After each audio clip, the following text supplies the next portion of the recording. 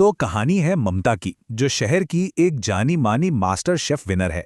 अब शादी के बाद वो अपने नए घर, अपने ससुराल जाती है और जाहिर है वो अपने हुनर से सबको इम्प्रेस करने के लिए पूरी तरह तैयार थी। लेकिन उसकी पहली ही रात एक बहुत बड़ी नाकामी में बदल जाती है। सोचिए जरा, एक शेफ जिसके इतनी तारीफें हों, नए घर में जाते ही उसकी साख दांव पर लग जाए, और वो भी सिर्फ एक छोटी सी मामूली सी गलतफहमी की वजह से। चलिए समझते हैं इस पूरी कहानी को।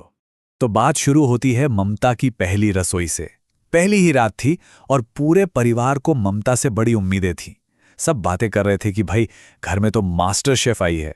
पर परिवार में खासकर उसकी सास और ननद को थोड़ा शक था। वो देखना चाहते थे कि क्या सच में ममता के हाथों में वो जादू है या ये सब सिर्फ कहने की बातें हैं। मतलब पहली ही रात को एक बड़ा टेस्ट था।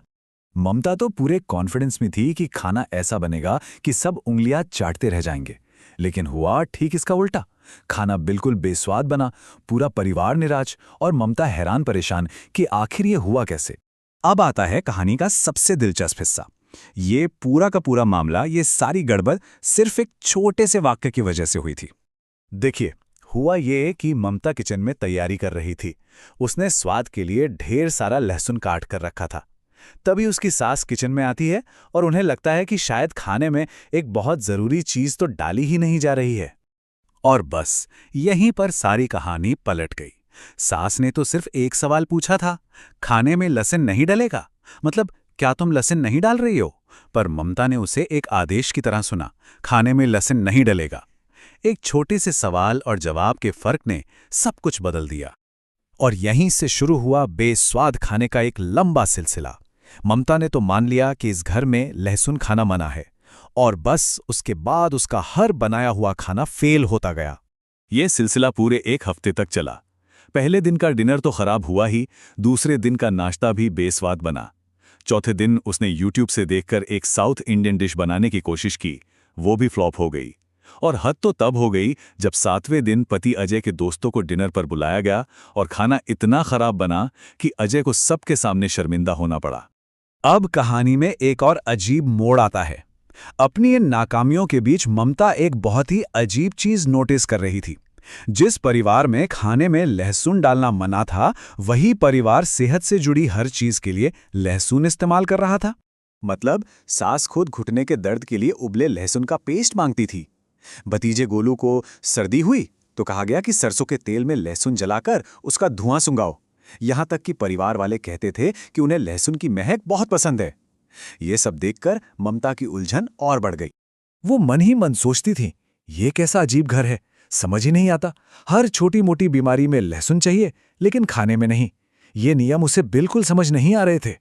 अब आता है कहानी का क्लाइमैक्स। अजय के दोस्त बेस्वाद खाना खाकर बिना तारीफ किए चले गए और घर में माहौल बहुत तनाव वाला हो गया। अजय गुस्से और शर्मिंदगी से भरा हुआ था। उसने पूरे परिवार के सामने ममता को खरी खोटी सुना दी। अब ममता का सब्र भी जवाब दे गया। वो रोते हुए बोली, मैं कैसे बनाऊं अच्छा खाना? बिना लहसुन के क्या कोई खाना स्वादिष्ट बन सकता है? जब इस घर में लहसुन ही नहीं डालना तो स्वाद कहां से आएगा? ये सुनकर घर में सब चौंक गए। तब जाकर रहस्य से पर्दा उठा। सास ने हैरान होकर कहा, मैंने कब मना किया?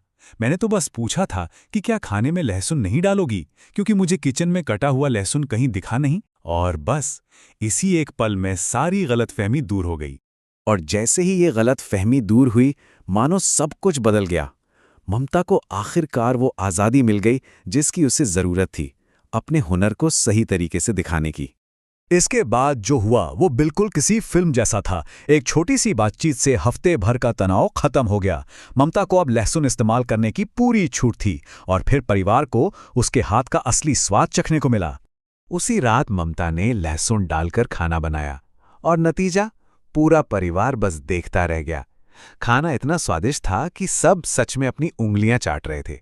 उसके भतीजे गोलू ने तो यहां तक कह दिया, चाची आप तो नेशनल लेवल का मास्टर शेफ कंपटीशन भी जीत सकती हो। मैंने अपनी जिंदगी में इससे अच्छा खाना नहीं खाया। बस इसी के साथ मास्टर शेफ का जादू वापस आ गया था। ये कहानी बहुत ही शानदार तरीके से हमें सिखाती है कि कैसे सुनी सुनाई बातों पर भरोसा करने से या किसी बात को गलत समझ लेने से बड़ी बड़ी मुश्किलें खड़ी हो सकती हैं। ये हमें याद दिलाती है कि किसी भी बात को मान लेने से पहले उसे साफ साफ समझना कितना ज़रूरी है।